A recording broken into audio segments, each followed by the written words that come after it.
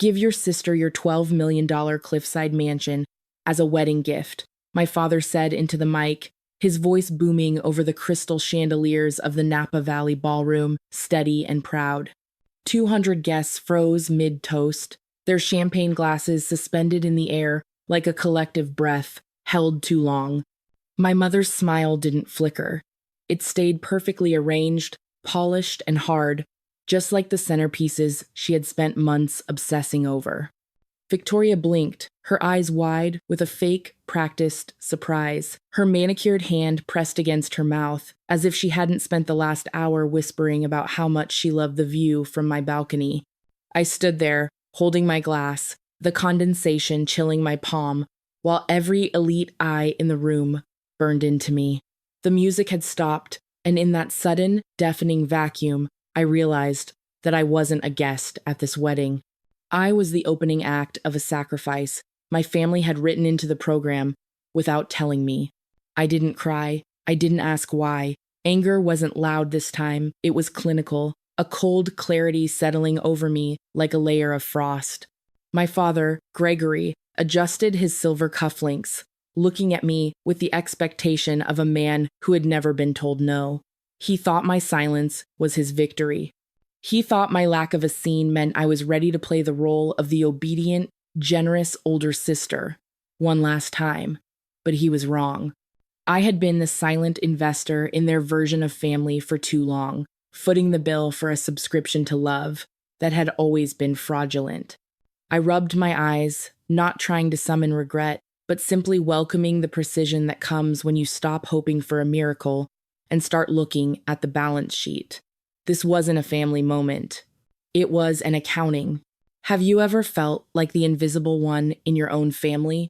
Have you ever looked around a room full of people who share your DNA and realized they only see you as a resource to be tapped, a line item they can't afford to lose?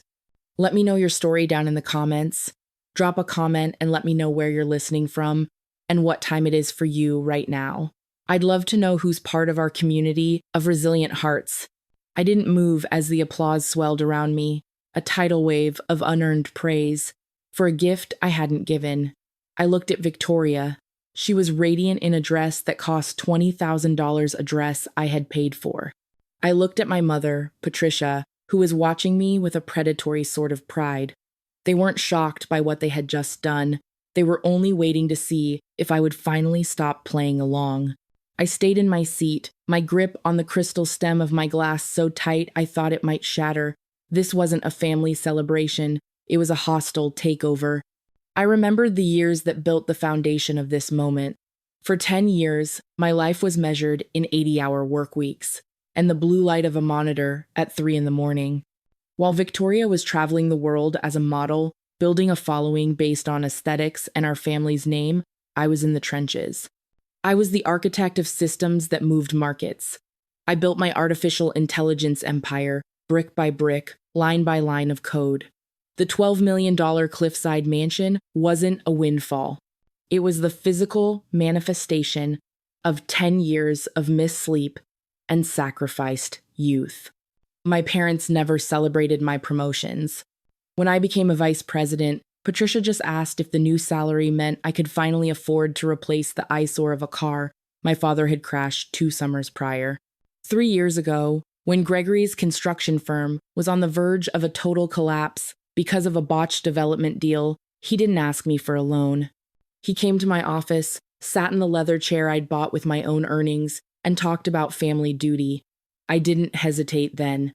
I was still a silent investor in their fraudulent version of love.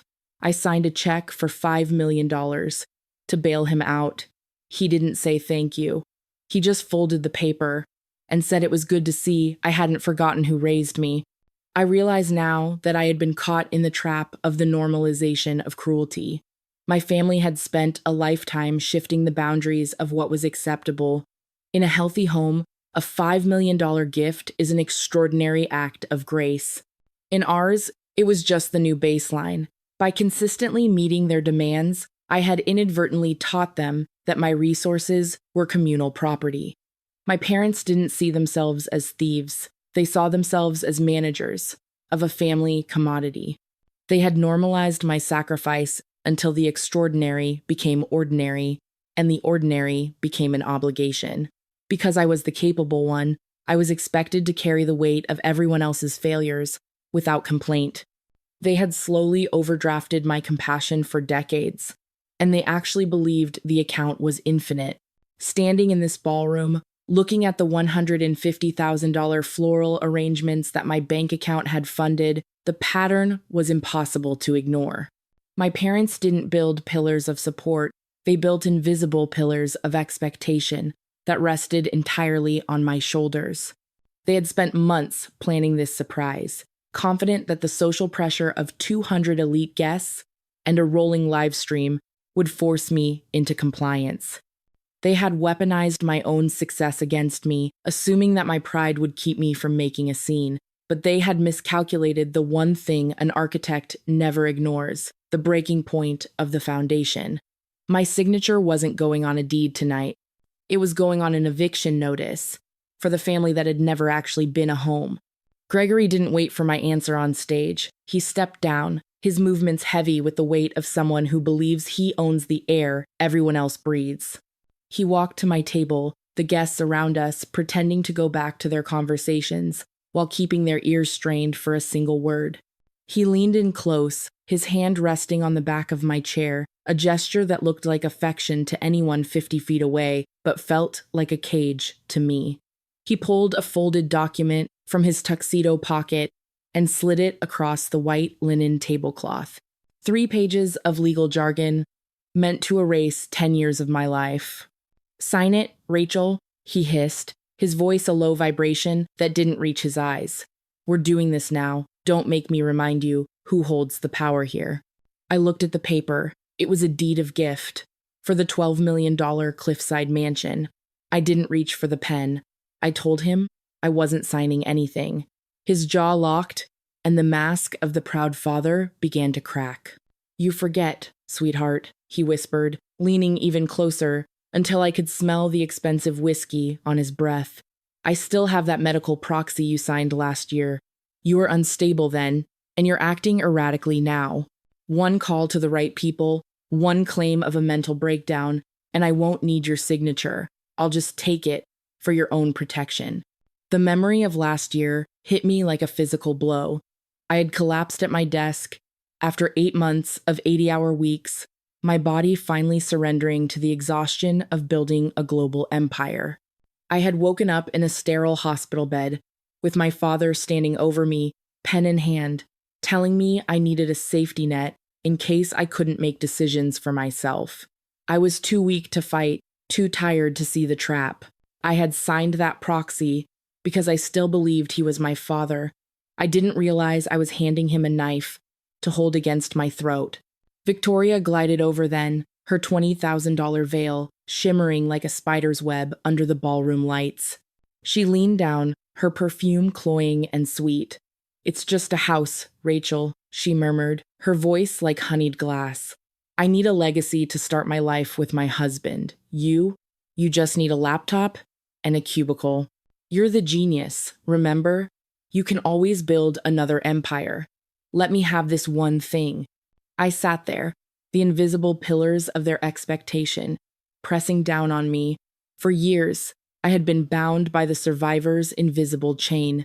This is the lethal trap of a toxic family. It's a psychological state called learned helplessness. When you spend your entire life being told your only value is what you can provide, you stop looking for the exit, even when the door is wide open. I was a master architect of digital worlds, yet I lived in a mental prison without bars. Every time I had tried to set a boundary, Gregory and Patricia would yank the chain, using guilt, using the past, or weaponizing my own successes to prove I owed them more. My compliance wasn't a sign of weakness. It was a survival mechanism I had perfected since childhood. I had learned to stay still and silent so I wouldn't feel the collar tighten. I had convinced myself that if I just gave enough, I would finally be free. But as I looked at the deed on the table, I realized the chain was never going to be removed. It was only going to be shortened until I couldn't breathe at all. I looked Gregory dead in the eye, my hands steady as I pushed the paper back toward him. "You want to talk about my medical fitness, Dad?" I said, my voice as cold as the marble floor beneath us. "Maybe we should talk about yours. Because by the end of this toast, your heart rate is going to be the only thing this family is worried about." Gregory's hand tightened on the back of my chair, his knuckles white against the dark wood. He was waiting for the surrender he thought was inevitable, his breath smelling of expensive whiskey and unearned confidence. But the silence wasn't mine to break this time. At the far end of the glittering hall, a man stood up. It was the same man I had seen that morning, the one with the charcoal gray suit and the tie flecked with silver. His voice was calm, a low vibration that seemed to slice through the heavy scent of lilies and expensive nerves. "Touch her assets again," he said, his words echoing like a gavel strike against the marble floors, "and you'll lose yours." The hall fell instantly, irreversibly silent. My father's jaw locked, his face draining of the pride that had radiated from him only moments ago. My mother's smile didn't just flicker, it vanished, replaced by a mask of sheer disbelief. Victoria stood like a statue in her $20,000 dress, clutching her bouquet as if it were a life raft. The man began to walk forward, each step deliberate and rhythmic. "Aaron Vance," he said, pulling a sleek card from his jacket as he reached our table. "Chief Executive Officer of Vance Global." A murmur spread through the 200 guests, like a physical wave. My father stumbled back half a step, recognition flashing in his eyes like a warning light. I knew that recognition. Vance Global was the firm that provided the capital for my AI systems, the silent power behind my empire. My signature on their contracts could move millions of dollars across borders in seconds. And Aaron was the man who had seen every line of my balance sheet. "I believe you know my company," Aaron continued, his eyes cold and methodical as they landed on Gregory. "We've been working closely with your daughter for 3 years now. The $12 million cliffside mansion you are attempting to claim in this little announcement is not a family gift. It is a legally protected asset, part of her executive compensation package. It is governed by ironclad anti-coercion clauses that make this gift not just impossible, but a direct breach of her executive contract." I sat there, my pulse steady, feeling the reversal of power as if the room had tilted. They weren't shocked by what they had done. They were shocked that I had stopped playing along, and that a man whose influence could dismantle empires was standing in my corner. I rubbed my eyes, welcoming the clarity that replaced the years of suffocating guilt. This wasn't a breakdown, it was a reckoning. "What happened here tonight," Aaron said, turning his gaze toward the crowd, "was a public attempt at asset seizure, disguised as family love." He raised an eyebrow, his expression lethal and clinical. "And it's being documented in real time." I lifted my glass, the crystal cold against my lip, masking the faintest smile. This wasn't a wedding anymore. It was a hostile takeover, and for the first time in my life, I wasn't the one being liquidated. I was the one who held the majority stake. Gregory's face was no longer red, it was the color of wet ash. He tried to recover his laugh, a forced, brittle sound that echoed off the high ceilings like a warning. "This is all a misunderstanding, Aaron," he managed to choke out, his voice thin and reedy. "A family joke, perhaps taken too seriously. You have no right to bring lawyers into a celebration." I stood up then, the movement slow and precise, my navy dress rustling with a sound like a sharpening blade. I didn't need to shout. The silence was my ally now. "A joke, Gregory? You spent the last hour trying to manufacture a legacy for Victoria by liquidating mine. My compassion was a luxury you overdrafted for years, but the account is closed." Just then, the heavy oak doors to Ballroom A swung open again. It wasn't more guests or late arrivals. It was my lead counsel, Marcus, followed by 2 associates carrying leather portfolios and a digital evidence locker. Marcus walked straight to the stage, his heels clicking on the marble floor with the lethal rhythm of a countdown. He didn't look at the $150,000 floral arrangements or the vintage champagne. He looked at the law. He handed a notarized folder to Aaron, then turned to face the 200 guests. "Ladies and gentlemen," Marcus announced, his voice amplified by the room's sudden, suffocating vacuum, "we are here to correct a decade-long accounting fraud." He turned his gaze to my father, who was now gripping the microphone stand so hard it was the only thing keeping him upright. "The land upon which the $12 million cliffside mansion sits was never yours to gift, Gregory Henderson. In fact, it was never yours to hold in the first place." A collective gasp rippled through the hall, a sound like a sudden intake of breath. Patricia grabbed the edge of the table, her manicured fingers digging into the silk cloth until it tore. "What are you talking about?" she hissed, her voice sharp and frantic. "That land has been in this family for generations. We have the deeds."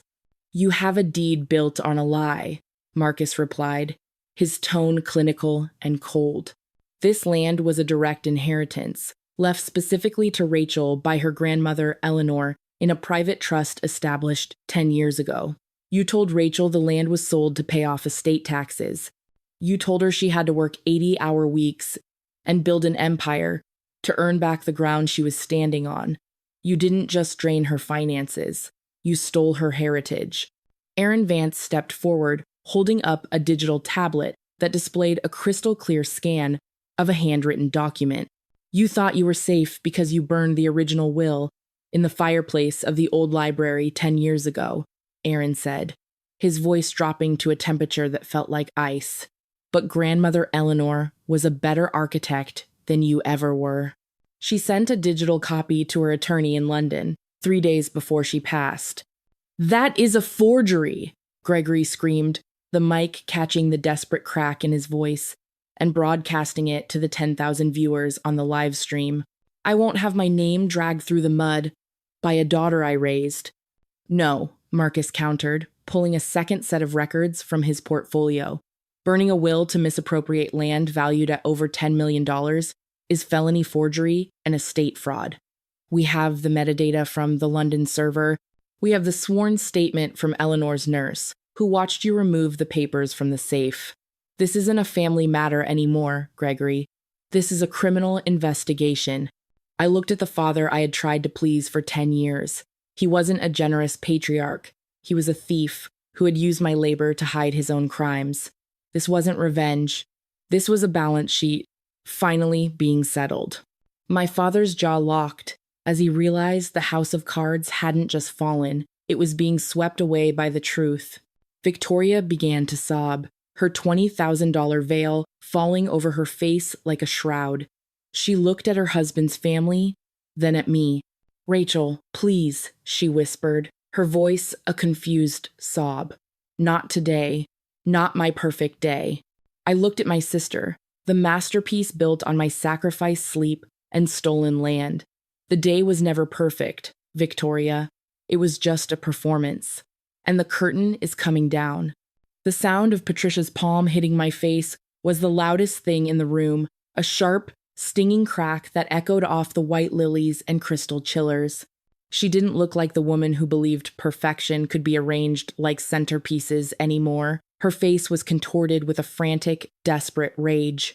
"You ungrateful, selfish girl," she shrieked, her voice amplified by the silence of 200 stunned guests. "After everything we gave you, you decide to humiliate us. On Victoria's perfect day." I didn't flinch. I didn't raise a hand to my burning cheek. I simply looked at the small, red recording light on the professional tripod Aaron Vance had positioned near the stage. Aaron stepped forward, his expression as clinical as a forensic accountant's. "You should have checked the room for more than just floral arrangements, Patricia," he said, his voice carrying a lethal, steady weight.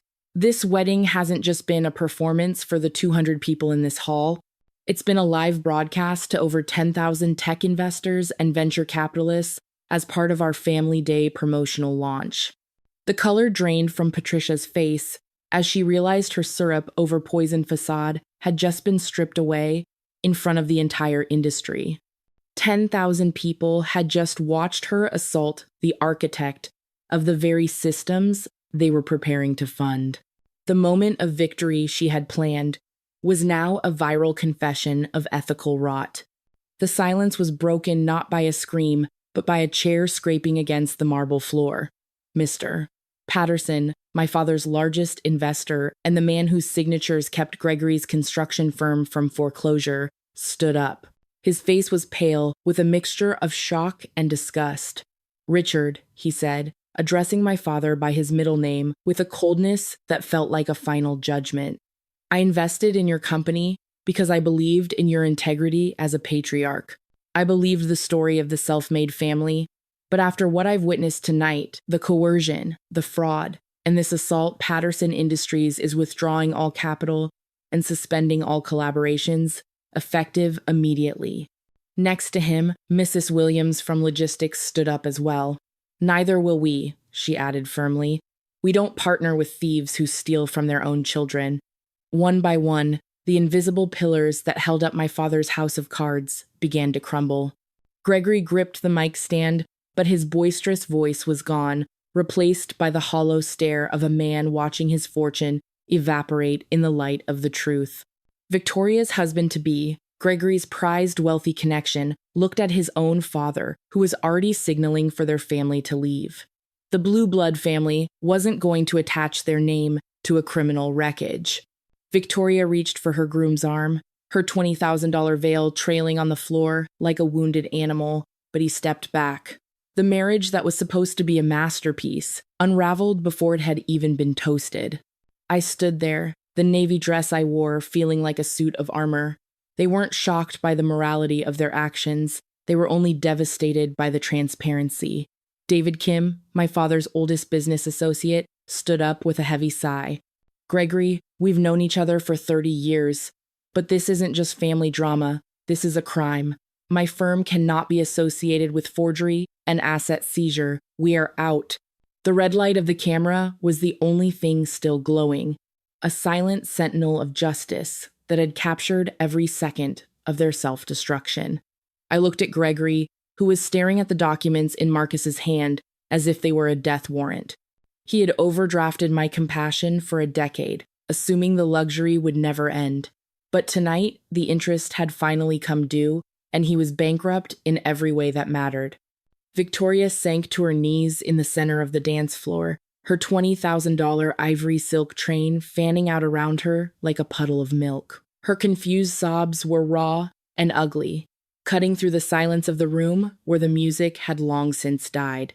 "Rachel, stop it," she wailed, her hands clutching the air as if she could physically grab the data streams and pull them back. "Stop the cameras. You're ruining everything. This was my perfect day."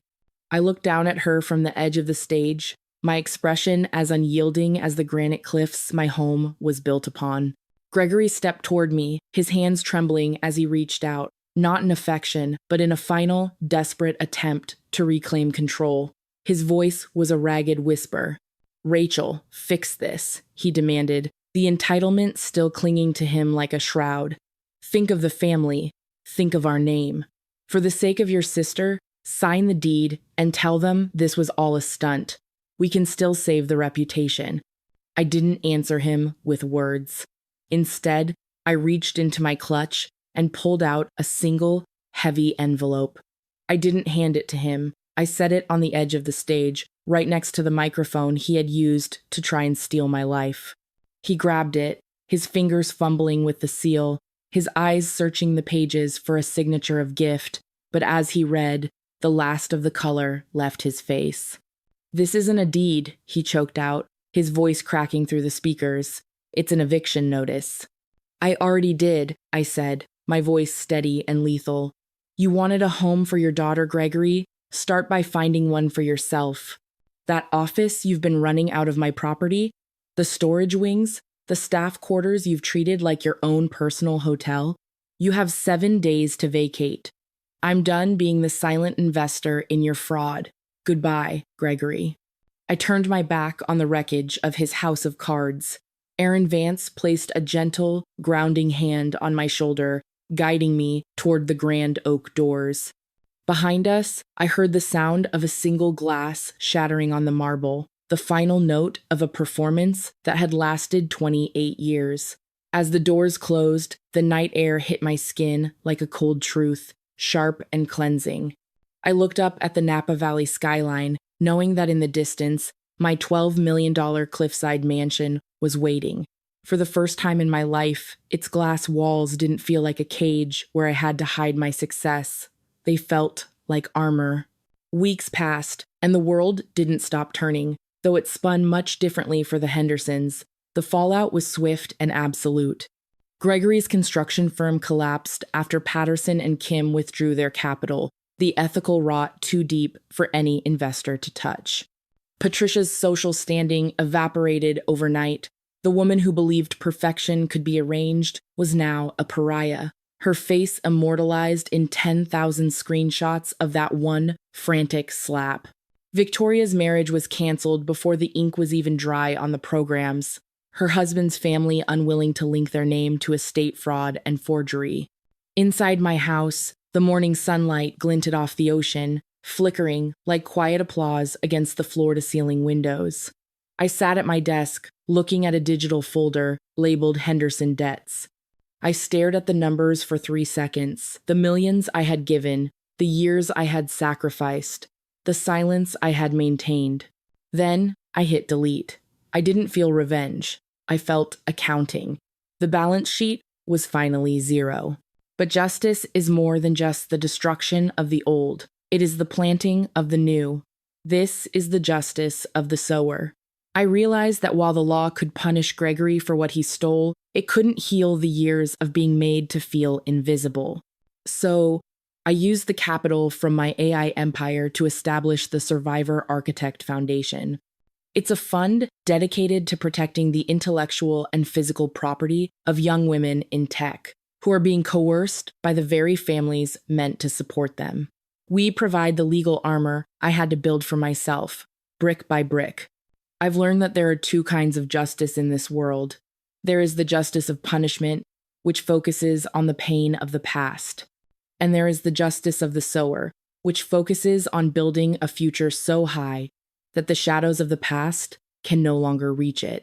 By creating a legacy of protection for others, I finally cut the invisible chain of the survivor. I am no longer defined by what was taken from me, but by what I choose to grow. Sometimes the best revenge isn't breaking them, it's building yourself so high they can't reach you. If you've ever had to stand alone at a table full of people who called it family, know that your light is enough. Share this if you're ready to reclaim your own story and join our community of resilient hearts.